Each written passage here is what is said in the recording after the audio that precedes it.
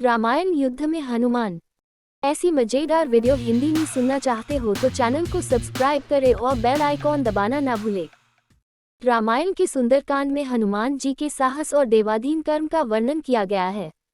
हनुमान जी की भेंट राम जी से उनके वनवास के समय तब हुई जब राम जी अपने भ्राता लक्ष्मण के साथ अपनी पत्नी सीता की खोज कर रहे थे।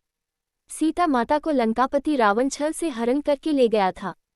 सीता जी को खोजते हुए दोनों भ्राता ऋषिमुख पर्वत के समीप पहुंच गए, जहां सुग्रीव अपने अनुयायियों के साथ अपने ज्येष्ठ भ्राता बाली से छिपकर रहते थे।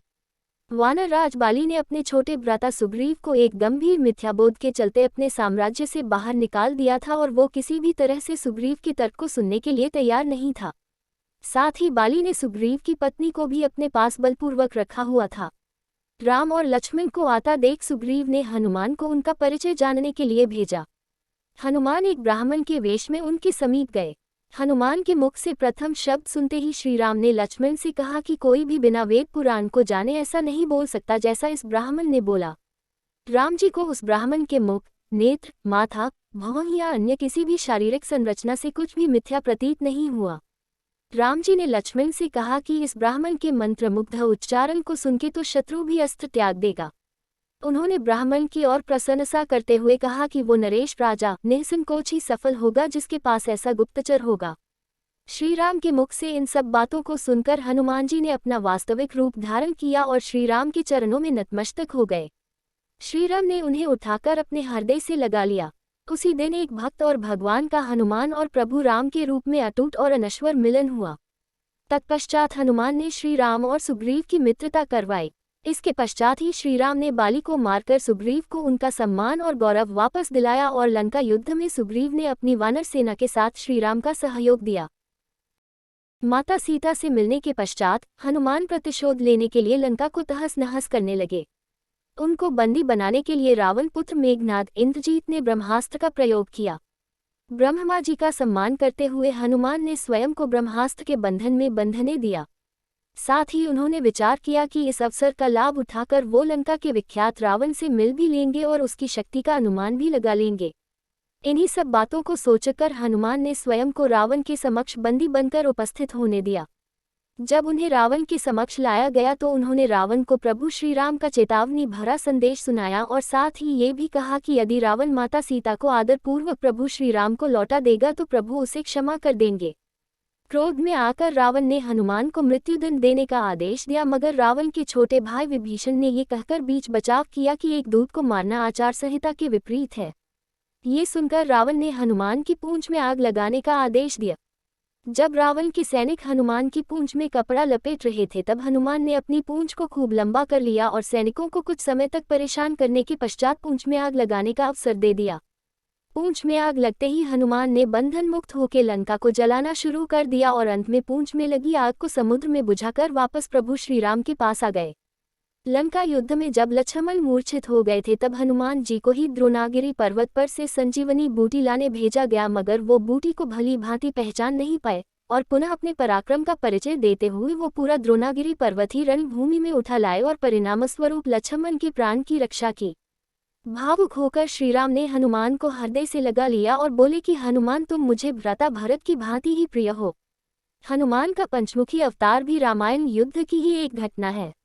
अहिरावण जो कि काले जादू का ज्ञाता था, उसने राम और लक्ष्मण का सोते समय हरण कर लिया और उन्हें विमोहित करके पाताल लोक में ले गया।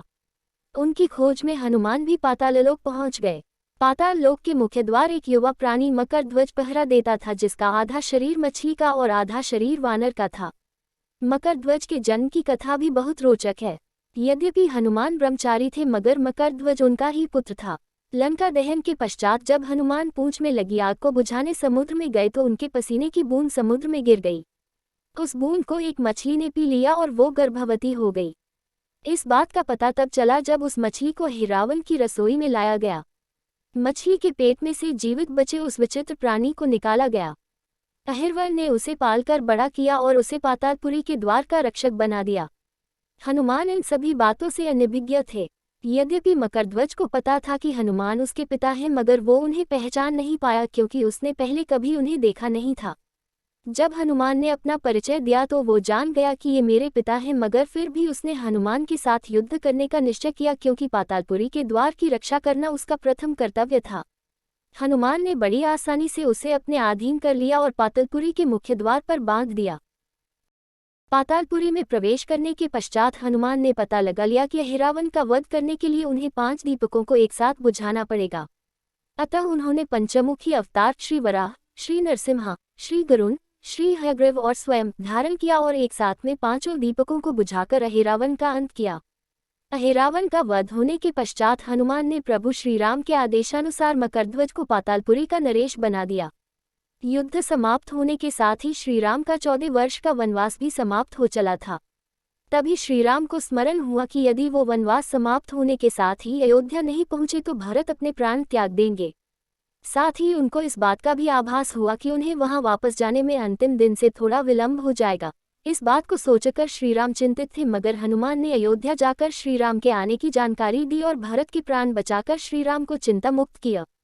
अयोध्या में राज्याभिषेक होने के बाद प्रभु श्रीराम ने उन सभी को सम्मानित करने का निर्णय लिया जिन्होंने लंका युद्ध में रावण को पराजित करने में उनकी सहायता की थी। उनकी सभा में एक भव्य समारोह का आयोजन किया गया जिसमें पूरी वानर सेना को उपहार देकर सम्मानित किया गया। हनुमान को भी उपहार लेने के लिए बुलाया गया। हनुमान मंच पर गए मगर उन्हें उपहार की कोई जिज्ञासा नहीं थी। हनुमान को ऊपर आता देखकर भावना से अभिप्लुत श्रीराम ने उन्हें गले लगा लिया और कहा कि हनुमान ने अपनी निश्चल सेवा और पराक्रम से जो योगदान दिया है उसके बदले में ऐसा कोई उपहार नहीं है जो उनको दिया जा सके। मगर अनुराग स्वरूप माता सीता ने अपना एक मोतियों का हार उन्हें भेंट किया। उपहार लेने के उपरांत हनुमान माला के एक एक मोती को तोड़कर देखने लगे। ये देखकर सभा में उपस्थित सदस्यों ने उनसे इसका कारण पूछा तो हनुमान ने कहा कि वो ये देख रहे हैं मोतियों के अंदर उनके प्रभु श्रीराम और माता सीता हैं कि नहीं, क्योंकि यदि वो इनमें नहीं है तो इस हार का उनके लिए कोई मूल्य नहीं है। ये सुनकर कुछ लोगों ने कहा कि हनुमान के मन में प्रभु श्रीराम और माता सीता के लिए उतना प्रेम नहीं है जितना कि उन्हें लगता है। इतना सुनते ही हनुमान ने अपनी छाती चीर के लोगों को दिखाए और सभी ये देखकर स्तब्ध रह गए कि वास्तव में उनके हृदय में प्रभु श्रीराम और माता सीता की छवि विद्यमान थी। इस तरह ये भाग समाप्त होता है।